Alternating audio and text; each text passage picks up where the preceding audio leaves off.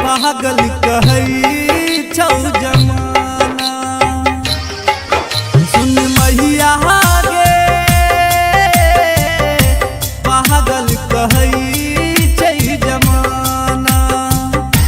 मन है छौ मैं देतो नहीं ते जहार खेतो लोग के सुनी सुनता ना है सुन मैया पागल कहई छै जमाना सुन मैया गे पागल कहई छै जमाना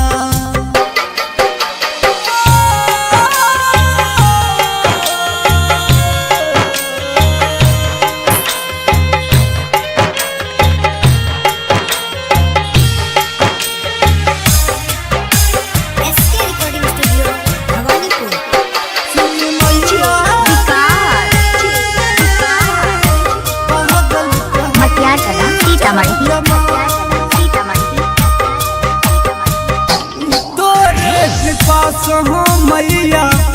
एलो तोरे द्वार गे तैयो न कृपा कर दे है तो केना उधार गे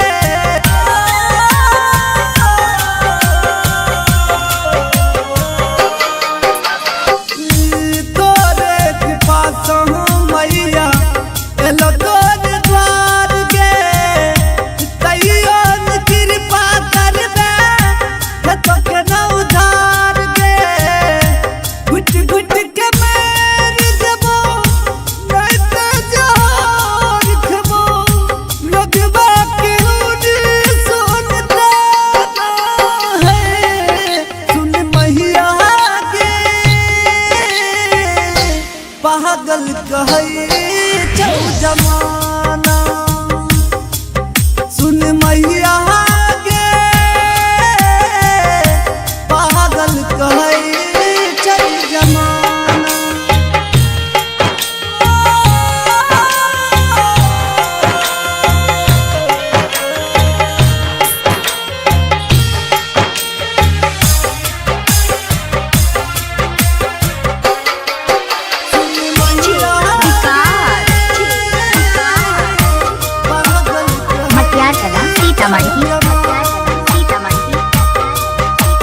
निर्धन के तू ही मैया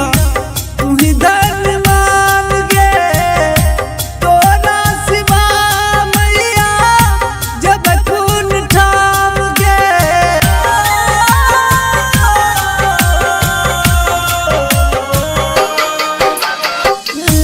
निर्धन के तू ही मैया तू ही धनवान गे तोरा सिवा मैया जब खून ठाम गे कनियो दया कर दे कनियो कृपा कर दे मर जात पुत्र अनाथ गे सुन मैया गे